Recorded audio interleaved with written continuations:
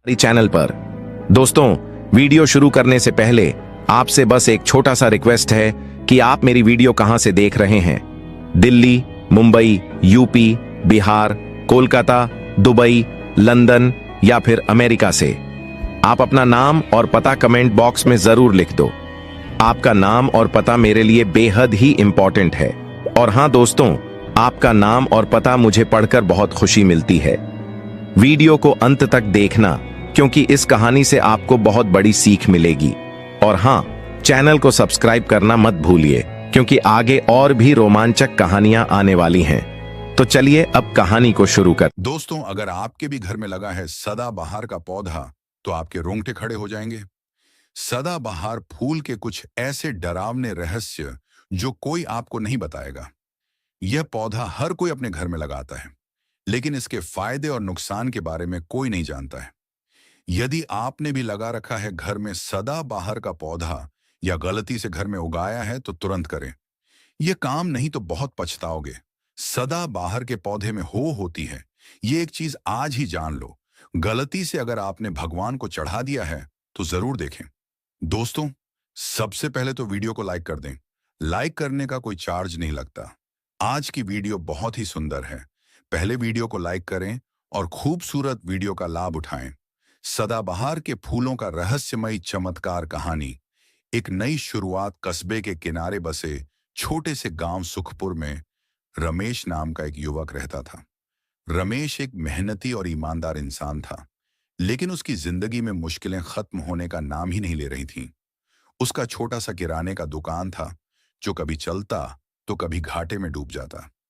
घर का खर्च चलाना मुश्किल हो रहा था और कर्ज का बोझ दिन ब दिन बढ़ता जा रहा था। रमेश की पत्नी सुमन हमेशा उसका हौसला बढ़ाती, लेकिन वह भी मन ही मन चिंतित रहती थी।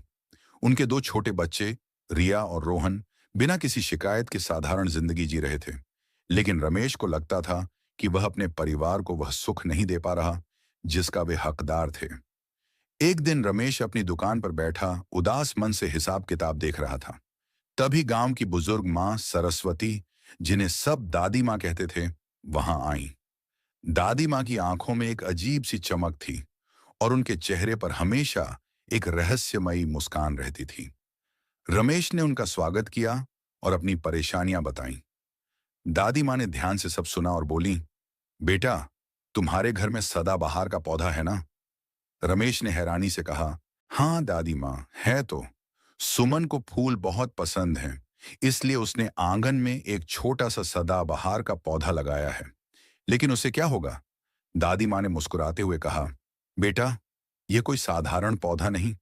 इसके फूलों में ऐसी शक्ति है जो तुम्हारी जिंदगी बदल सकती है।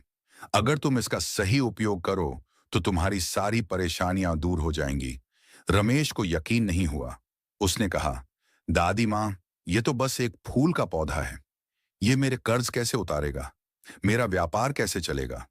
दादी मां ने शांत स्वर में कहा, रमेश, विश्वास रखो, मैं तुम्हें एक उपाय बताती हूं। अगर तुम इसे पूरी श्रद्धा से करोगे तो तुम्हारी किस्मत चमक जाएगी। पहला उपाय, धन की वर्षा।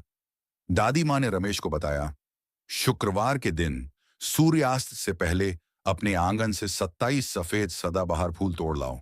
घर के मंदिर में एक छोटा सा लाल कपड़ा बिछाओ, एक दीपक जलाओ और इन फूलों से एक माला बनाकर माता लक्ष्मी को अर्पित करो। माला चढ़ाने से पहले AUM महालक्ष्मी नमः मंत्र का 27 बार जाप करो। फिर माता रानी को कुमकुम और हल्दी का तिलक लगाओ।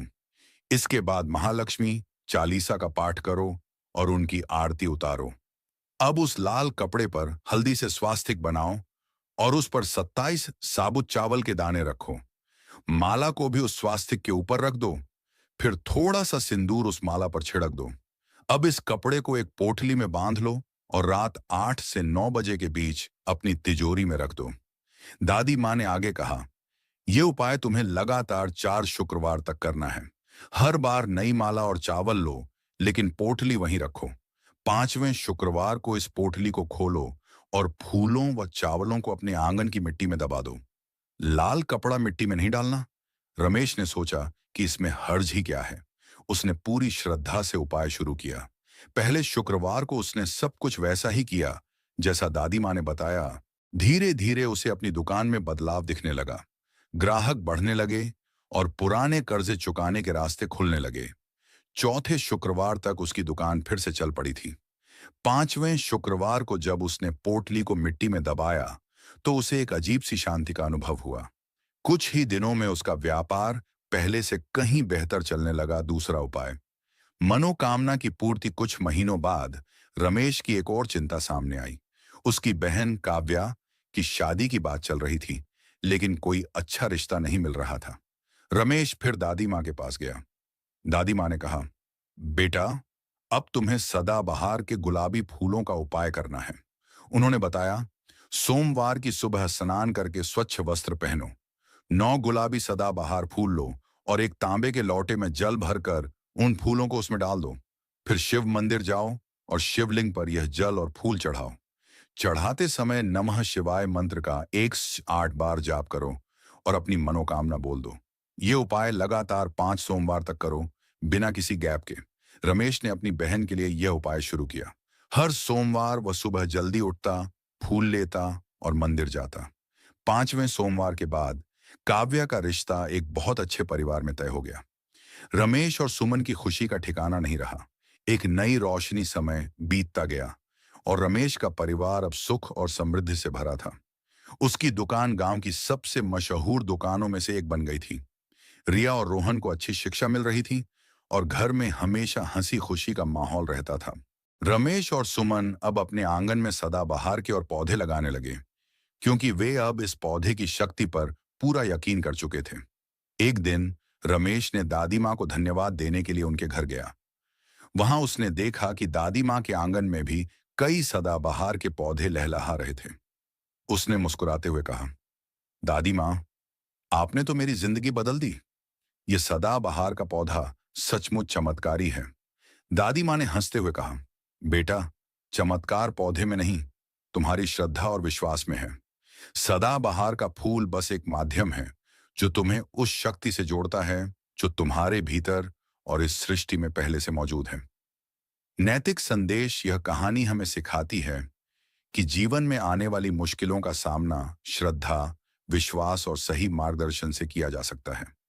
सदाबहार का पौधा जो हर घर में आसानी से मिल जाता है, न केवल प्रकृति की सुंदरता का प्रतीक है, बल्कि यह हमें यह भी सिखाता है कि सही उपाय और मेहनत से हम अपनी जिंदगी को रंग बिरंगी खुशियों से भर सकते हैं।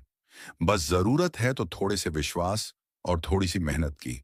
स्टोरी अगर अच्छी लगी तो प्लीज धर्म ग्रंथ चैनल को लाइक एंड सब्सक्राइब करें। वीडियो को अपने परिवारों में साझा करें, दोस्तों में शेयर करें। माता लक्ष्मी आपकी हर मनोकामना पूर्ण करेंगी। कमेंट में जय मां लक्ष्मी अवश्य लिखें। मिलते हैं आपको। इतनी कहानी है, तब तक आपको धन्यवाद।